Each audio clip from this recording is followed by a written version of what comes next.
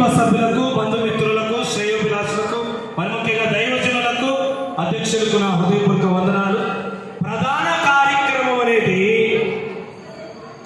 ఎలాంటిదంటే వర్షానికి ముందు ఉరుము మెరుపు లాంటి. వర్షం వస్తుందంటే ఎవరు చెప్తారు ముందు? ఉరుము మెరుపు. అలాగే రేపు వర్షం పడుతుంది, పెళ్లి. ఈరోజు ఉరుము మెరిపే ప్రధాన కార్యక్రమం. అంటే ఉరుముతుంది, నేను కూడా మనం ఉరిమి చెప్తాను. ప్రధానం అనగా వివాహానికి ముందు జరిగే తంతు కార్యక్రమం అని దేవుని వాక్యం సెలవిస్తూ ఉంది. కనుక ప్రధాన సమయము ఈ సమయంలో దైవజనులు జాన్ గారి ద్వారా కార్యక్రమం జరుగుతుంది. ప్రధాన సమయం అనేది ఏ సమయం అంటే బైబిల్ సెలవిస్తుంది, ప్రకటన గ్రంథం 21వ అధ్యాయం 2వ వచనం, సిద్ధపడే సమయం. ఏ సమయము? వివాహానికి. ఇదిగో వివాహానికి పెళ్లి కుమార్తె సిద్ధపడి వచ్చుతున్న సమయం. ఏ సమయం అనేది? ప్రధానము అనగా, ప్రధానం అంటే సిద్ధపడే సమయం. మన అరుణ్ అలాగే కీర్తన మానసికంగా, శారీరకంగా, ఆధ్యాత్మికంగా సిద్ధపడే సమయం. ఎప్పటికీ? రేపటికి. ప్రిపేర్ లేకపోతే రిపేర్ అవుతుంది జీవితం. ఈరోజు ప్రిపేర్ అయితే ఇక జీవితకాలంలో రిపేర్ ఉండదు. అందుకే ఇది ప్రిపరేషన్ టైం అన్నారు. అందుకే ప్రధానమైన సిద్ధపడే సమయం. సిద్ధత ఉన్నప్పుడు, సంసిద్ధత ఉన్నప్పుడు జీవితం సుసిద్ధతగా మారుతుందని ఈ యొక్క ప్రధాన కార్యక్రమంలో దైవజనుడిగా నేను తెలియదు. ఈ సిద్ధపాటే, ఈ సిద్ధతనే, ఈ సంసిద్ధతనే రేపు వివాహం తర్వాత కూడా వారి జీవితం సుస్థిరంగా, సుసిద్ధతగా వారి జీవితం ఉంటుందనేది ప్రధాన కార్యక్రమం యొక్క ప్రధాన ఉద్దేశం. ప్రధాన కార్యక్రమం యొక్క ప్రధాన ఉద్దేశం ఏంటంటే వారు సిద్ధపడే సమయం. మానసికంగా సిద్ధపడతారు రేపు వివాహం, శారీరకంగా సిద్ధపడతారు, అలాగనే ఆత్మీయంగా కూడా వారు సిద్ధపడే సమయమే ప్రధాన సమయం. అలాగనే ప్రకటన గ్రంథం 19వ అధ్యాయం 7-8 చూస్తే అలంకరించబడే సమయం. ఏ సమయము? ఆల్రెడీ మా పెళ్లి కూతురు కీర్తనమ్మ బాగా అలంకరించబడింది.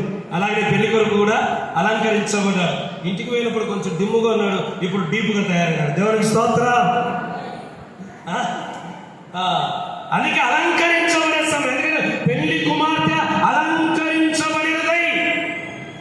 ప్రధానమనగా సిద్ధపడే సమయం, ప్రధానమనగా అలంకరించబడే సమయం. వివాహానికి ఒకరు వచ్చినా, తెచ్చినా, ఇచ్చిన వస్తువులతో అలంకరించారు. వచ్చారు, తెచ్చారు, ఇచ్చారు, వాటితో అలంకరించబడిన సమయమే ఈ ప్రధాన సమయం అని దేవుని యొక్క వాక్యం. అలంకారం లేకపోతే అంత వికారంగా ఉంటుంది. అంతేనా కీర్తనమ్మ? అలంకారం లేకపోతే అంత భయంకరంగా ఉంటుంది. అందుకే అలంకరించబడిన వారుగా ఈ ప్రధాన కార్యక్రమము ఏర్పాటు చేయబడింది. అలాగనే 3వ ఆదికాండం 24వ అధ్యాయం 57వ వచనం ప్రకారం పెద్దలందరూ మాట్లాడుకున్నారు. ఎవరు? విజయ్ కుమార్ అన్నలు, పాసమ్మలు మాట్లాడినారు. అలాగే చిట్టుబాబు అన్న, సునీతమ్మ మాట్లాడినారు. వీరిద్దరు ముందు దేవస్థానం మాట్లాడినారు.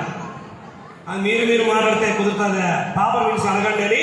అప్పుడు లాభాన్ని పిలిచి రిబ్కా అన్నారు, అమ్మా వారితో వెళ్ళదు అంటే ఏమైందంటే నేను వెళ్ళుదును అంటే ప్రధాన కార్యక్రమం అనేది సమ్మతి తెలిపే సమయం. ఏ సమయము?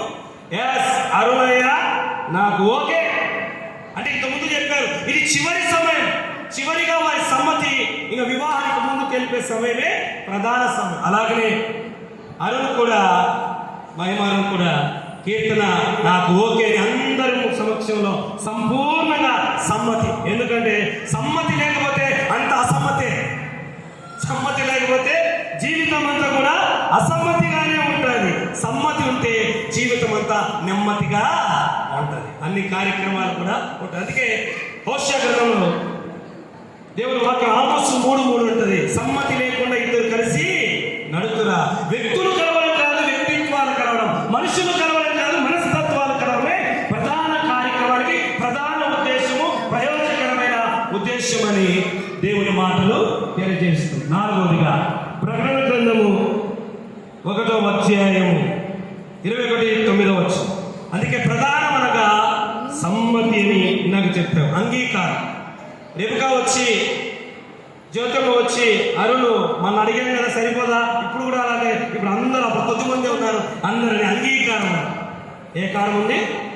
అంగీకారం ఉంటే ఏ కారమైనా మమకారంగానే మారుతారు, జీవిత కాలం.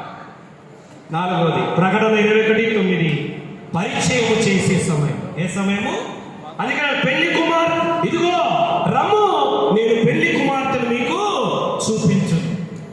ఒక 13 రోజుల క్రితం మేము చూసాము, వాళ్ళ 15 మంది, వీళ్ళ వాళ్ళకి 15 మంది చూసారు. ఈరోజు అందరికీ ఎందుకు రమ్మన్నారు తెలుసా? విజయ్ కుమార్ పాస్టర్ చిక్కుగా ఉన్నా పెళ్లి కుమార్తెను చూపిస్తాం, పెళ్లి కుమారుని చూపించే సమయం. అందుకే రమ్ము, పెళ్లి కుమార్తెను నేను చూపిస్తాను. అందుకే ప్రధానం అనేది పరిచయం చేసే సమయం. ఏ సమయము?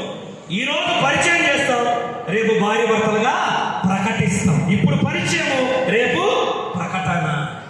తర్వాత జీవితం అంతా పరిణయ ప్రయాణమే వారి జీవితంగా. 5వదిగా యెషయా గ్రంథం 65వ అధ్యాయం 62:5 సంతోషించే సమయం. ఏ సమయము? సంతోషించే సమయం. అందరు వీళ్ళని చూసి ఈయన చూసి నవ్వుతున్నారు, ఆమెను చూసి నవ్వుతున్నారు, మేము కూడా వీళ్ళిద్దరు చూసి నవ్వుతున్నాం, వీళ్ళు మాత్రం సీరియస్గా ఉన్నారు. ఎందుకంటే వాళ్ళది కూడా తప్పులేలే, రేపు ఇది దాచిపెట్టుకున్నారు, మేము రేపే కదా, ఇదేముంది సెమీఫైనల్, రేపు ఫైనల్. ఇప్పుడు ఇద్దరు నవ్వారు. ఎప్పుడు ఇంటికి పోయినా ఈరోజు కూడా ఇంటికి వెళ్ళారు, ఎట్లా జరుగుతున్నాయి పెళ్లి పనులని. టీ పెట్టని వాళ్ళ అమ్మ అంటే లాస్ట్గా ఈరోజు టీ పెడతావమ్మా, ఇంకా మీ అత్తగారి ఇంటికి వచ్చి తాగుతారని. అప్పుడు కూడా చిక్క కొలిగే పండేసుకున్నది. హల్లెలూయా. అందుకే వివాహం పరిణయం అనేది, పరిణయానికి ముందు జరిగేది ప్రధానము. యెషయా 62:5 ఉంటుంది. వరుడు వధువుని చేసుకోతున్న సమయంలో ఎదురైనప్పుడంట సంతోషించదు.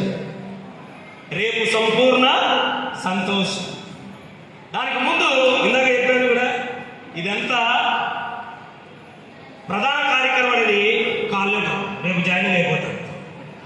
ఇది జాయినింగ్ లెటర్, రేపు జాయిన్ అయిపోతుంది. 6వది ఆదికాండం 24:26 ఎప్పుడైతే ఇస్సాకు రిబకాకు మ్యాచ్ ఫిక్స్ చేశాడో అప్పుడు ఫస్ట్ చెప్పింది తెలుసా? యెహోవా నామమునకే స్తుతి కలుగునుగా. ఇది స్తుతించే సమయం. ఎందుకంటే దేవుడు వాక్యం సెలవిస్తుంది, మీరు భోజనం చేసినాను, పానం చేసినాను, దేవుని ఇంత మందిని, ఇంత కార్యక్రమం, ఇంత ఖర్చు పెట్టి ఎందుకు చేస్తున్నట్టే, నా కుమారునికి ఒక మంచి భార్య, నా కుమార్తెకు ఒక మంచి భర్త దొరికారని అందరి ఎదుట స్తుతించే సమయమే ఈ యొక్క ప్రధాన కార్యక్రమం. చివరిది ముందే చేసేసేవాడు. బైబిల్ ప్రకారము చివరిలో చేయాలా, ఇప్పుడు అందరూ ముందే చేశారు. ఏంటో తెలుసా? అది ఎలియాజరు ఫిక్సేషన్కి వస్తే ఏమన్నారంటే భోంచేయంటే, ప్రార్థన ఎక్కడ భోంచేద్దామన్నాడు. అయితే మా పాస్టర్ ఇద్దరు మనుషులు లేట్ అయితే ముందే నేను చెప్పిన. ఆదికాండం 25 ఆటు పిమ్మట ప్రధాన కార్యక్రమం అయిన తర్వాత అందరూ భోజనం చేసిరి. మాకు కూడా అప్పుడు కొంచెమే నిండింది, మీ ఇద్దరు చూసారు ఫుల్ నిండింది, అందుకే షర్ట్ కూడా టైట్ అయిపోయింది. ఎవరికి స్తోత్రం.